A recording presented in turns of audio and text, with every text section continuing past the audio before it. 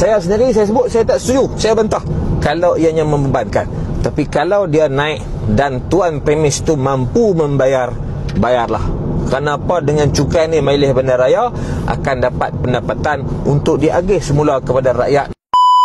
Pengumuman. Nak tahu apa yang naik di negeri Kedah? Bermula 1 Januari 2026, Kerajaan PAS Kedah akan mengenakan kenaikan cukai pintu kepada rumah flat PRR milik rakyat Marhain dari RM60 kepada RM81. Ya, kenaikan sebanyak 245%. Selain tu, apa lagi yang naik di Kedah? Cukai hasil pintu, cukai tanah, bil air, premium tanah, sewa premis niaga milik PBT, termasuklah bayaran lesen niaga yang turut sama naik. Dahsyat sungguh. Bukan biasa-biasalah orang kata. Kemana orang Melayu di Kedah sekarang ni? Kemana pula yang terpaling Melayu ni? Tak keterlaluan juga untuk katakan yang kenaikan cukai ni dah lebih teruk dari Trump gayanya. Dan Yahudi pula Persoalannya, salah ke kenaikan ni? Apa pula hukumnya? Jawapannya mudah.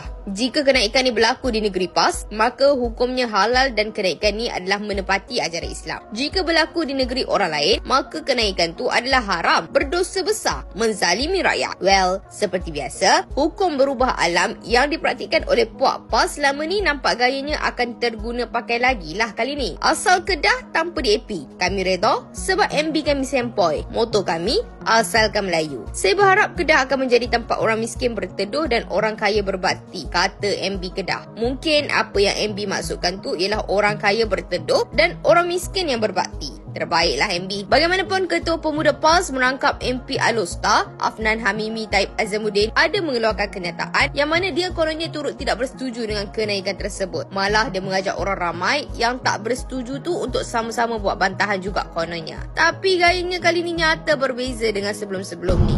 Tuan, ni kerja Majlis Bandaraya lah. Walaupun ni bukan bidang kuasa saya, tapi saya sendiri secara peribadi saya bantah kenaikan cukai ni kalau ianya membebankan penduduk dan rakyat yang telah sedia terbeban. Yang tak mampu, pergi bantah. Dan memang poin Embas dia buka bantahan. Siapa tak setuju, pergi bantah. Bantah dengan cara yang baik. Ada disediakan borang, tuan-tuan scan QR code. Premis perumahan ada hak naik RM20, RM30, RM50 setahun. Ada yang turun kadar cukainya kerana apa? Nilai taksiran semasa hartanah tu turun, maka kadar cukai turun. Jadi ada hak naik, ada hak turun. Hak hampa duk riuh, hak duk tembak tu hak naik. Ada hak duk turun. Saya sendiri, saya sebut, saya tak setuju, saya bantah kalau ianya membebankan. Tapi kalau dia naik dan tuan premis tu mampu membayar, bayarlah. Kenapa dengan cukai ni Majlis Bandaraya akan dapat pendapatan untuk diagih semula kepada rakyat dengan memberi perkhidmatan-perkhidmatan yang sepatutnya dalam kuasa bidang kuasa Majlis Bandaraya Alustar. Gaya dan teguran yang penuh hemah dan lemah lembut ditampilkan. Yelah, sebab tak nak tunjuk terlalu mengondem tim kerajaan sendiri, ya tak? Cubalah kalau jadi kat negeri kerajaan. Mahu terbalik Malaysia dibuatnya. Tak begitu?